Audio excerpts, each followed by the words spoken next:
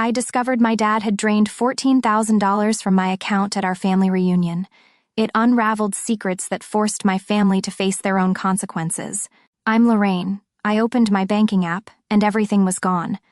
Not stolen by strangers. My own father took it. When I confronted him, he just shrugged and said, "We needed it, but that wasn't the worst part." Turns out, this wasn't a one-time mistake. It was years of silent manipulation, fake emergencies, loans in my name, even teaching my niece to lie. And for the longest time, I stayed quiet because they were family. But now I wonder, how many times did I mistake love for loyalty? The smell of charcoal and overcooked ribs still clung to my shirt as I stepped out of my parents' house and into the thick Boise heat. It was that kind of family reunion, the kind where everyone hugs too hard, asks too much, and gives too little. My mom had spent the afternoon gliding around with her signature wine glass like it was a trophy, pretending everyone loved each other. My dad, Ricky, mostly sat with the TV on mute, occasionally grunting out his opinion about politics or the price of gas. And Darlene, she was in rare form. "You probably make 6 figures now, right?" she blurted between bites of potato salad. "God must be nice." I laughed it off because that's what I always do. That's what keeps the peace. But something about the way she said it, sharp, loud, as if she wanted the whole backyard to hear, stuck in my chest like a splinter. By the time I got to my car, I could feel a headache building right behind my eyes. My father gave me a half-hearted wave and said, "Drive safe, Lorraine. Don't forget you're the lucky one in this family." I didn't respond. I just smiled tight and started the engine. On the drive home, the sky was still glowing from the last stretch of sunset, but the heat hadn't let up. The air conditioning felt like a blessing, but my mind wouldn't shut off. I kept hearing his voice. "You're the lucky one," as if luck had anything to do with why I was the only one who hadn't borrowed money, tanked their credit, or moved back in with our parents after 40. I got home just after 8:30, kicked off my shoes, tossed my purse on the kitchen counter, and instinctively opened my laptop. Checking my account balance had become second nature, a mix of anxiety and habit after a lifetime of being the responsible one. I wasn't prepared for what I saw. The screen loaded.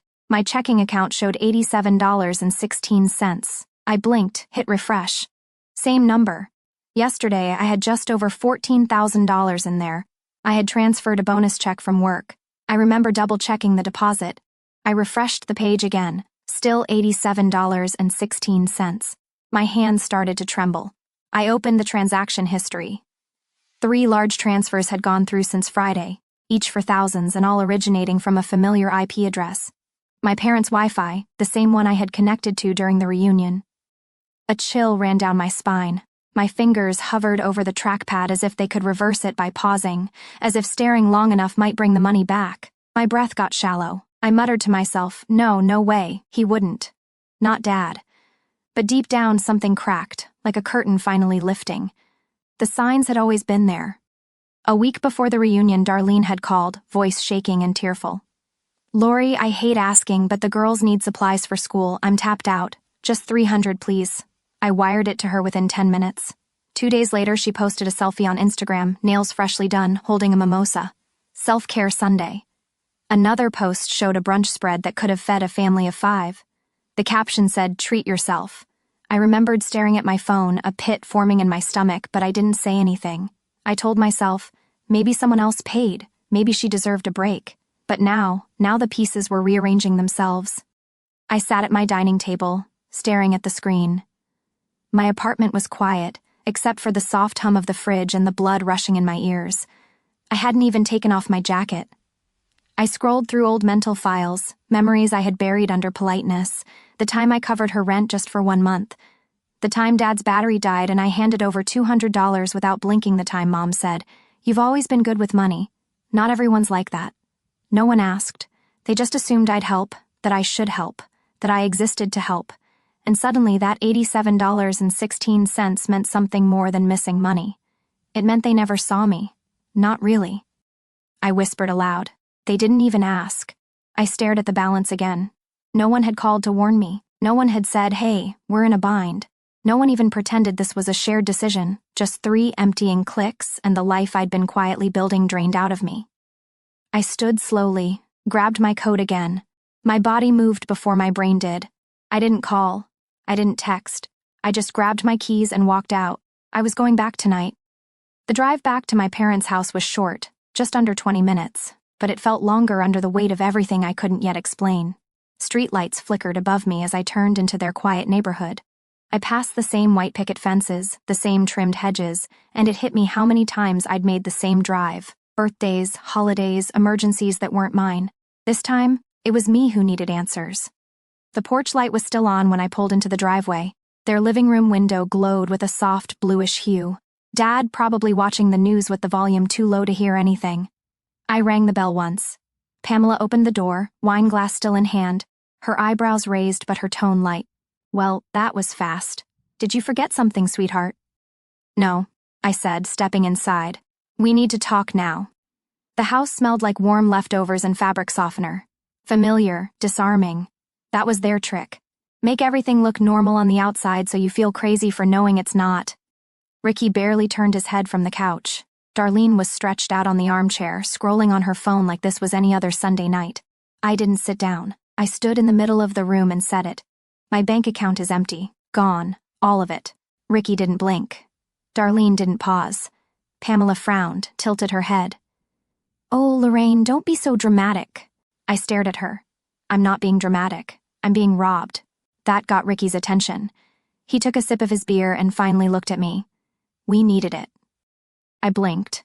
Darlene sighed like I had just inconvenienced her.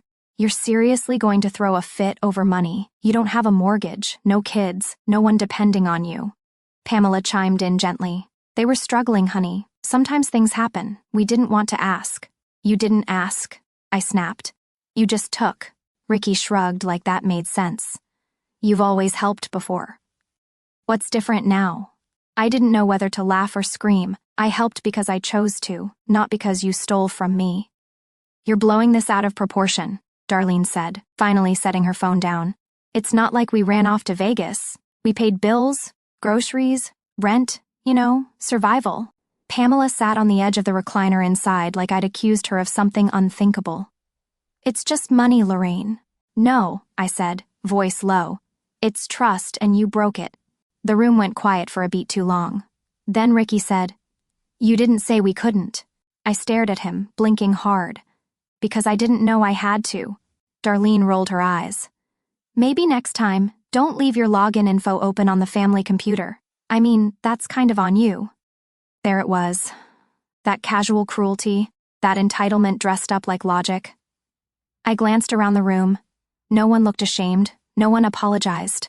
They just looked annoyed like I was making things uncomfortable for daring to care that they emptied my savings.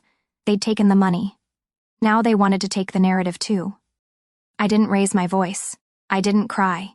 Instead, I turned, grabbed my purse, and walked to the door. Ricky called after me. So, that's it. You're just leaving? I didn't even glance back. This isn't a misunderstanding, I said. It's theft. And none of them tried to stop me. I stepped into the night air, the silence louder than any argument. As I walked to my car, the question looped in my head like a song I couldn't turn off. How long have they seen me as their backup plan? By the time I got home, the city had already gone quiet. Boise after dark was always oddly still, like it was trying to keep its secrets. I parked in the usual spot, entered the building, and rode the elevator in silence. It was close to 11 p.m. when I walked into my apartment and locked the door behind me. I didn't even turn on the lights. I dropped my purse on the counter, kicked off my shoes, and stood in the middle of my kitchen with a blank stare. I wasn't tired. I wasn't even angry. Not yet. I just needed silence, and it gave me too much. After a few minutes, I opened my laptop, not really knowing why. Maybe part instinct, part compulsion. The screen lit up, still open to my bank dashboard from earlier, $87.16. It hadn't changed. Of course it hadn't. I minimized the tab and opened my email. Search payment confirmation. 100 results flooded the inbox. Rent payments, Zelle transfers, Amazon orders I never made, flights I never took. I began scrolling, and the deeper I went, the more a pattern started to emerge. And then I found it. 2 years ago, a collection notice from a credit card company I didn't recognize. I had assumed it was junk back then and tossed it. But tonight, I clicked into the details. The card was opened in my name, my address, but the purchases didn't match my life. Luxury candles, streaming services I never used, grocery delivery from a zip code across town. and one of the first charges, a new iPad shipped to Darlene's apartment. I remembered calling the company trying to dispute the account. The rep asked if I'd authorized the application. No, I said, I never applied for this. The investigation traced the application IP to one address, my parents' house, the same IP that drained my checking account last weekend. I confronted Darlene. She didn't even deny it. It was a temporary thing, she'd said, sipping iced coffee like this was just another Tuesday. You weren't even using your credit. I figured it wouldn't hurt anything. I paid the balance to shut it down. Then I buried it like always. Back then, I told myself it was a fluke, a bad judgment call. Family does stupid things sometimes. But now I wasn't so sure. I sat down slowly, pulled my hoodie over my knees, and clicked into my photo folder titled Family. Scrolling through birthdays, holidays, blurry selfies from over the years, I remembered the second hit. 6 months ago, a phone call at midnight. Darlene sobbing. Lori, it's Addison. She's really sick. Pneumonia. I don't have enough to cover the urgent care copay. Please. I'd sent $600 that night. No hesitation. 3 days later, Addison posted a TikTok from Lake Tahoe dancing in a hotel robe spinning in circles with her cousin by the pool. I called Darlene and asked, wait, was she even sick? Her answer burned into my brain. Oh my God, you're always so suspicious. We just needed a break. Sorry we didn't clear it with you, Miss IRS. I didn't respond. I didn't demand it back. I just went quiet again. I don't know what was worse, that she lied or that I had believed her so easily. I looked around my apartment. The place felt smaller now, like the walls were closing in with every memory I had tried to forget. I opened a blank spreadsheet. Category, rent paid for others. Amount, $800. Category, Darlene's car battery. Amount, $250. Category, emergency school supplies. Amount, $300. I kept typing cell phone bills, surprise birthday parties, gift cards, vet bills that weren't mine. I stared at the total. I wasn't angry anymore. I was clear. This had never been about one moment. It had never been about a single betrayal. It was a system, a quiet, manipulative running tab no one thought I'd ever question. I clicked Save As and typed the file name. Family debt. Do not ignore. I sat back feeling the weight shift inside my chest. This wasn't just money, it was respect, and they'd taken that too. 2 days passed. I didn't hear a word from them. Not a single text, not a voicemail, no apology, no defense. The silence felt tactical, like they were waiting for me to simmer down and pretend it never happened. But I wasn't the same woman they thought they could wear down. It was Thursday when I printed out every piece of evidence. Bank statements, credit alerts, identity reports. I slid the stack into a clean black folder, then set it on my kitchen table beside my keys. I stared at it for a full minute. It felt heavier than it was, like it carried every favor I never agreed to, every dollar I never offered, every time they mistook me for a doormat. By 6:45 that evening, I was parking across the street from my parents' house. I didn't pull into the driveway like usual. I wasn't here for dinner. I wasn't here for smiles. I was here for the truth. I stepped out, folder tucked under my arm. The grass was still damp from afternoon sprinklers. A breeze rattled the wind chimes hanging by their porch. I rang the bell once. Pamela answered, face drawn and unsure. You didn't say you were coming, she murmured. I'm not here to eat. She stepped aside without asking anything more. Ricky sat on the couch, reclined with a soda in hand. ESPN was playing at low volume. Darlene was in the corner chair, legs curled beneath her, scrolling like always. I didn't bother with greetings. I dropped the folder on the coffee table. The slap of it hitting the surface made Ricky flinch. What's that? He asked. Proof, I said. And the last time I'll explain anything. He chuckled, more annoyance than humor. You're still on about that account? No, I replied calmly. Now it's about all of them. I opened the folder and pulled the first page free. Remember this? You co-signed a personal loan 18 months ago using my name. I didn't sign this. Ricky blinked. You left your social on that tax form. I needed it fast. So, you committed fraud and used my identity without asking? He didn't respond. Pamela stood in the doorway, arms crossed tightly. Her eyes said it all. She'd known. We helped you, Ricky said. We put food on your plate when you were in school. Paid for your books. You think all that came free?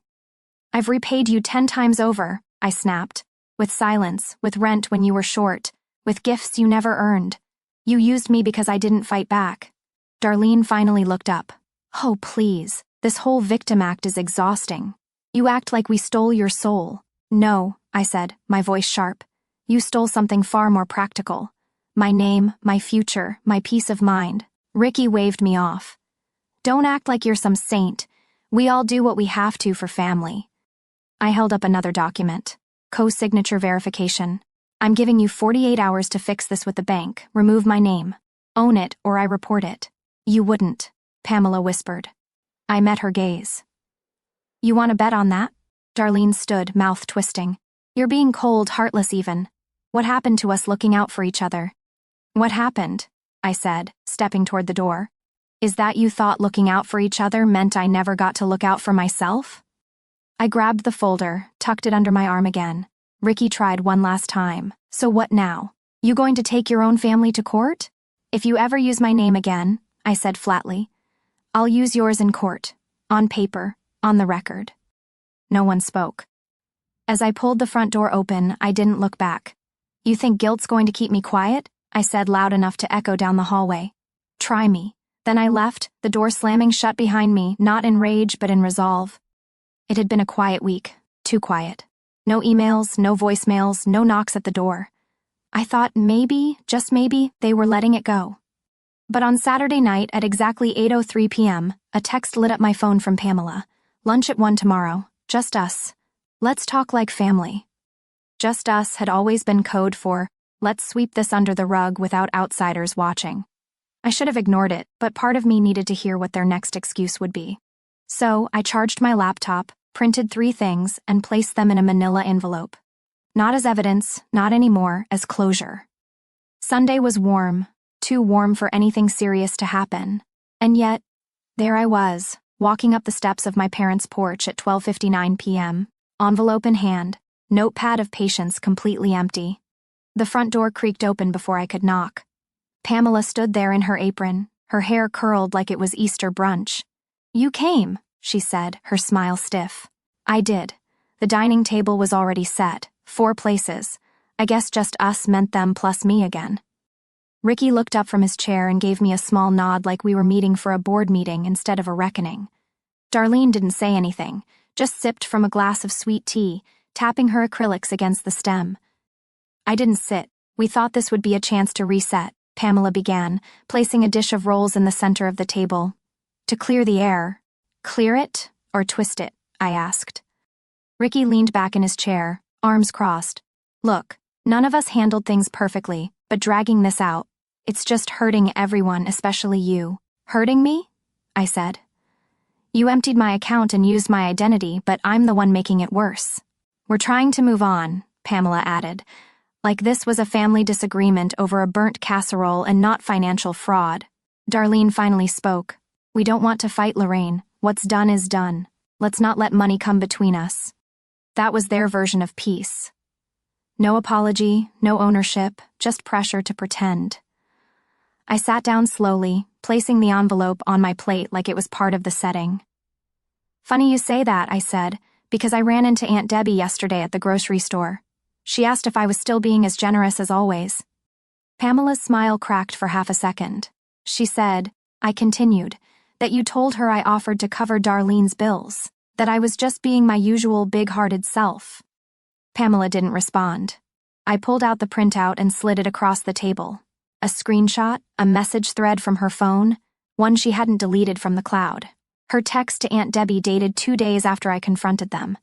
She's overreacting. She offered to help. It wasn't like we took it without her knowing.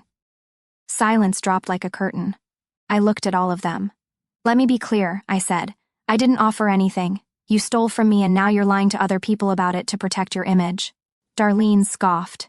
You're blowing this way out of proportion. I turned to her. No, you just got too comfortable thinking I'd never say anything. I stood. This is your last chance. After today, I go public. I go legal. I go wherever I need to so this doesn't happen again to me or anyone else. I pulled a sealed envelope from my purse and set it on the table.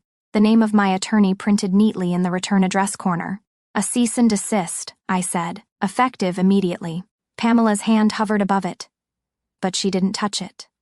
Ricky leaned forward like he might speak, then didn't. I stepped back from the table. No more backdoor conversations. No more stories to family. No more guilt trips. No one stopped me. I left the roast untouched, the tea full, the table full of people who had run out of lies they could hide behind. I didn't even turn around when the door shut behind me. I just kept walking down the front steps onto the driveway and back into my car. I sat there for a while, staring out the windshield, my hands motionless on the steering wheel. Not because I was unsure of what I'd done, because I wasn't, but because the silence afterward hurt more than I'd expected. The engine clicked softly as it cooled, a mocking quiet. They didn't chase me, they didn't yell, they didn't apologize, just sat there stunned like I'd done something cruel. I drove home, showered, and let the rest of the evening pass without turning on the TV or checking my phone. The roast smell still clung to my clothes like fake comfort. I tossed everything into the laundry basket, locked the apartment door behind me, and for once, I didn't dream at all. The next morning, I made coffee and opened my laptop. Nothing from them. No missed calls, just a lingering bitter taste in my mouth and the sound of my email refreshing. I tried to move on with my day. I really did. I cleaned my desk, organized files, even watered the succulents I usually forgot about. But the stillness was loud and heavy. By late afternoon, I agreed to watch Addison, Darlene's daughter, for a couple hours while she met with someone from her new job agency. Addison was dropped off with her usual hug and tablet in hand. "She's all yours," Darlene chirped from the hallway. "Thanks, sis. Sis." The word landed differently now. While Addison colored quietly at my kitchen table, I sat beside her to check the weather on her tablet just for a moment. The screen was already unlocked. A messenger window blinked in the background, notifications piled in the corner. I shouldn't have looked, but I did.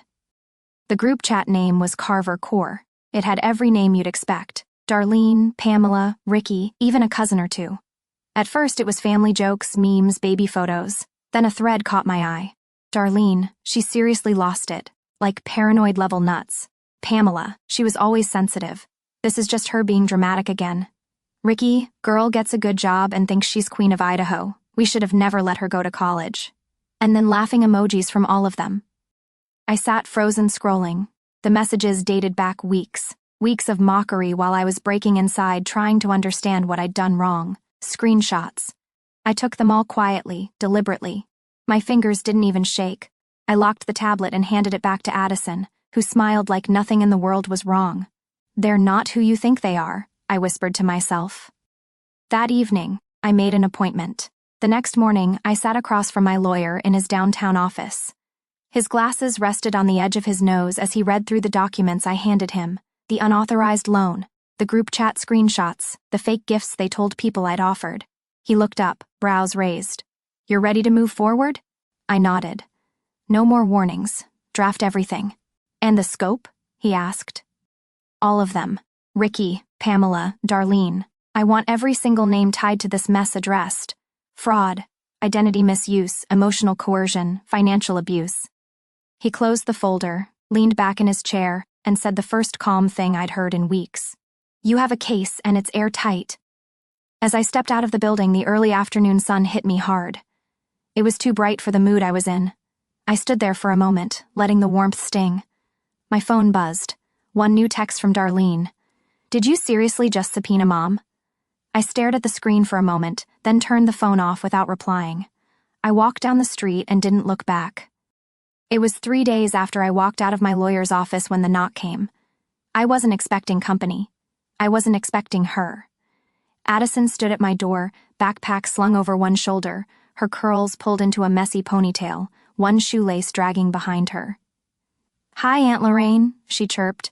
"Mom said I'm sleeping over tonight." I blinked. Darlene hadn't texted, hadn't called, just dropped her off again. "Did she say when she'd be back?" "Nope," Addison said brightly. "She said I could stay as long as you want me." It wasn't the first time Darlene treated me like unpaid childcare, but this time felt different, strategic, like she knew I'd be less likely to take legal steps while babysitting her daughter. I let Addison in. We baked cookies, watched reruns of the Great British Bake Off. She giggled every time a contestant dropped something. For a moment, it almost felt normal until it didn't. She held up her tablet while licking a spoon and said casually, Mom said not to tell you about the iPad. My hand paused over the cookie tray. What do you mean? She said, Grandma bought it, but really Mom got it with the card she keeps hidden. The one she said came from you. My heart stopped.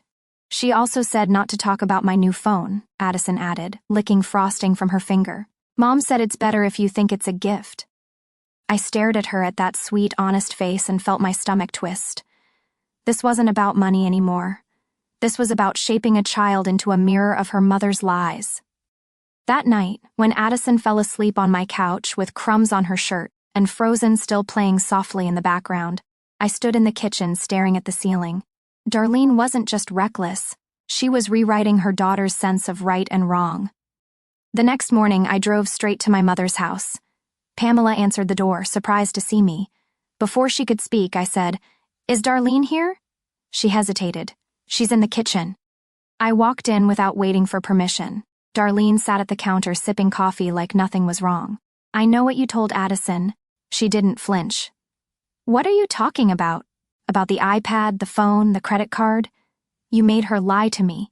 Her eyes narrowed. She doesn't know how to keep her mouth shut, does she? I stepped closer. She's 10, Darlene. She's not your shield. She's not your cover story. You're teaching her that lying is how you survive. You're poisoning her. Don't bring my kid into this, she snapped, voice sharp and low. You brought her in the moment you dragged her into your web of lies. Pamela stepped between us, hands raised.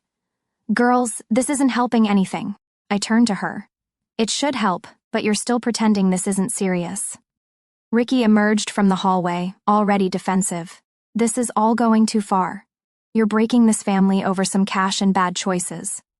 You don't get to use the word family, I said, shaking. Not after what you did with my name. Not after you laughed at me behind my back. Not after Darlene weaponized her own daughter. Pamela's voice cracked. Lorraine, this is family. No, I said, stepping back, voice cold and steady. This is abuse, and I'm done pretending it's not. I handed Pamela a document, another notice, final, legal, binding. This was filed 2 days ago. All 3 of you are named. What happens next is no longer my decision. It's in the court's hands. Darlene's face paled for the first time. I swear you're acting like we killed someone, she whispered. I didn't respond. I didn't need to. As I turned to leave, I looked back at her one last time. If they won't stop you, I said, the court will. She didn't move, neither did Pamela. Ricky folded his arms, but for once said nothing, and as I stepped out into the cold morning air, I realized something powerful. They weren't scared of losing me until now. The quiet didn't arrive with fireworks or fanfare. It didn't come in the form of an apology, a confrontation, or even a last-ditch effort to guilt me back into place. It just happened, like a light slowly dimming in a room I no longer wanted to be in. It had been 2 weeks since I walked out of my mother's house for what I told myself, what I knew was the last time. I hadn't packed much, just a duffel bag, my documents, and my dignity, which up until that moment had been chipped away piece by piece for years. I didn't slam the door. I didn't look back. I didn't give them the satisfaction of a final argument. I simply left. And then came the silence. Not peaceful, not relieving, not at first.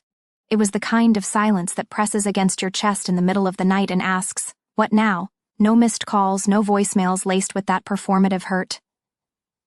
My mother was so good at faking, no vague texts from my father pretending like he didn't know why I was upset. Just absence like they had collectively decided I no longer existed. I thought I was prepared for backlash. A barrage of accusations. Maybe even a visit at work or a letter in the mail accusing me of tearing the family apart. I braced myself for emotional blackmail, for tearful, how could you do this? Messages from my sisters. But the silence, that was something else entirely. It wasn't just quiet, it was calculated. It took me a few days to understand it for what it was, punishment. This was their way of showing me what life without them looked like, their way of reminding me who had the power. But what they didn't realize was that this silence, this vast echoing emptiness, wasn't hurting me the way they thought it would. If anything, it was clarifying. Every evening, I came home from work, kicked off my heels by the door, and slipped into something soft and loose.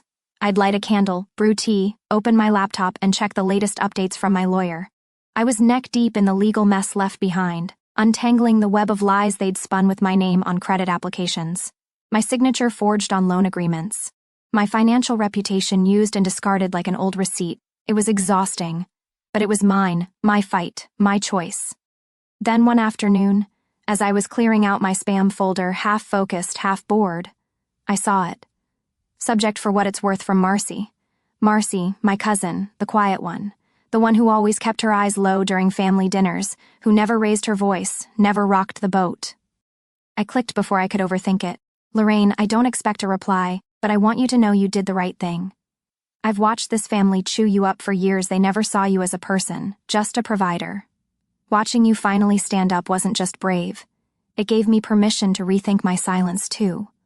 Whatever they say about you now, I know the truth. I read it once, then again, then a third time, and I broke.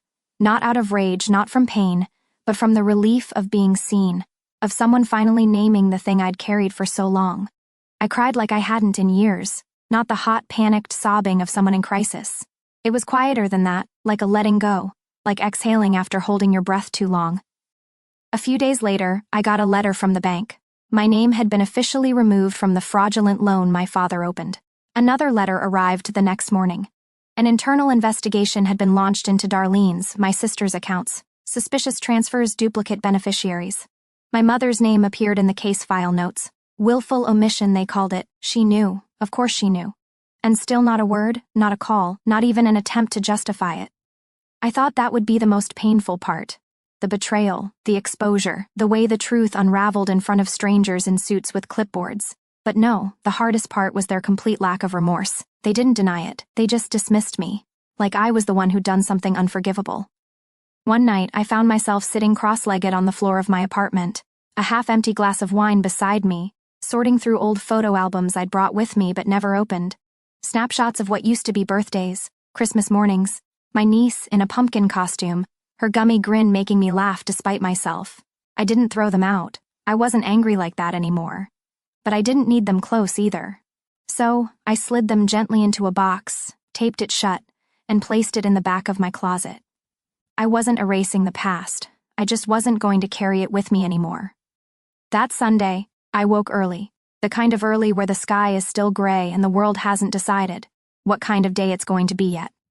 I brewed coffee, pulled a blanket around my shoulders, and stepped out onto my small porch. The breeze was cool, the trees swayed lazily. A few birds chirped like they didn't have a care in the world, and for the first time in years I didn't feel the weight of anyone else's expectations. No demands, no guilt, no tightrope to walk, just me. I took a deep breath, let it fill my lungs, and whispered into the quiet. You can't miss what was never real. Behind me, from the kitchen, my phone buzzed. A single new voicemail from Pamela. I didn't rush to play it. Let it wait. For once, I wasn't the one chasing closure. 3 months later, I was somewhere new. Not just geographically, though technically I'd crossed state lines, but emotionally, mentally, entirely. Eugene, Oregon wasn't all that different from Boise on paper. Similar weather, similar landscape, the same kind of trees, the same overcast skies that hinted at rain without ever quite delivering. But the air felt different here. Not just cleaner, but quieter. Like it had decided not to carry other people's expectations anymore. The street I lived on was unremarkable in the best way. Rows of small houses, neighbors who waved but didn't pry, and trees lining the sidewalks that had just begun to shed their golden leaves. I watched them fall from my second-story apartment window most mornings, slow and steady, like the world itself was learning how to let go. And maybe in some way it was. I worked out of a small co-working space just 2 blocks away. Nothing fancy, white walls, too many plants, and a playlist that alternated between lo-fi beats and soft acoustic covers of songs no one wanted to admit they still liked. There was a coffee shop across the street, and within 2 weeks, the baristas already knew my name and my order. Oat milk latte, no syrup. Life had become simple in a way I never thought was allowed. My mornings were no longer filled with passive-aggressive text messages or frantic phone calls. No last-minute errands for someone else's mess. No drama dressed up as obligation. Instead, I woke up to sunlight crawling through my curtains. I stretched, I breathed. I made breakfast slowly. I worked without dread. I ended my days without needing to brace for an emotional ambush. But not every day was light. Some mornings still came with a strange hollow ache. Not panic. Those days were over. And not fear exactly. It was softer than that, like a healed wound, remembering the shape of the knife. That morning, the air was cold enough to make me reach for a sweatshirt. I poured a second cup of coffee, then stood still for a moment. The world was quiet, but inside something stirred, and that's when I remembered. The voicemail, the one I never played. I hadn't deleted it, I hadn't forgotten it. Not really, I just postponed it, buried it in a drawer with old receipts and half-used notebooks. But now, for some reason, I needed to hear it. Not for closure, just to stop wondering. I sat on the edge of the bed, the ceramic mug warming my fingers, and unlocked my phone. There it was, buried under newer messages from utilities and newsletters I never read. I pressed play. Pamela's voice came through. Quiet, hesitant, like she didn't trust herself to say what she needed to. Lorraine, I didn't know it would go this far. We never meant to hurt you, we always assumed you'd be there. You always were. A pause. Not long. Just enough space for me to realize she wasn't calling to apologize. Your sister's not doing well. This has all been hard. Can't we just stop this? There it was. Not remorse, not even recognition, just a gentle nudge back toward silence, toward pretending. I didn't hesitate. I hit delete. The sound it made, a single clean click, was more satisfying than I expected, like shutting a door, like locking it, like finally choosing not to let someone back in. Later that week, a plain white envelope showed up in my mailbox. No return address. The handwriting on the front was tidy, careful, not familiar. Inside, a check for $1,200 and a small folded note. I know we've never spoken much, but I saw what happened. You stood up when the rest of us shut up. Years ago, you paid for things my brother should have handled. I never said thank you, so here's a piece of it. Late, you were brave. Kelly, Darlene's ex-husband's sister. I held the check between my fingers, stunned. Not by the money, though it was generous, but by the word brave. No one in my family had ever used that word about me. I was always responsible, reliable, selfish. When I stopped being those things but brave, that felt like the truth finally finding its voice.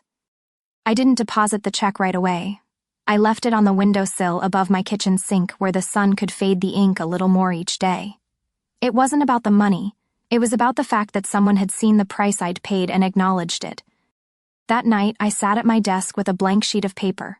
Not typing, not texting, just a pen and the page. I didn't address it to anyone.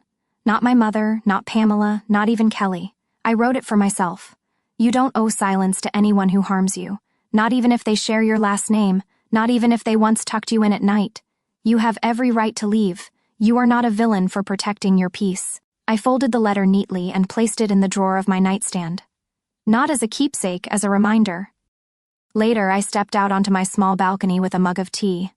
The sky was turning that deep lavender shade right before it gives in to night. The kind of dusk that makes everything feel possible. I stood there wrapped in a sweater, the steam rising in lazy spirals from my cup. No noise, no tension. No need to explain myself. Just stillness. I sipped slowly, letting the warmth settle into my chest. No regrets, no revenge, just release. And then, as the rooftops blurred into silhouette and the last light sank below the trees, I whispered something I hadn't dared to say out loud. Not until now. I didn't lose a family. I lost a cage. And as I watched the breeze move through the trees like a quiet tide, I let the final thread of guilt unravel and disappear into the wind. Some people think family means forever.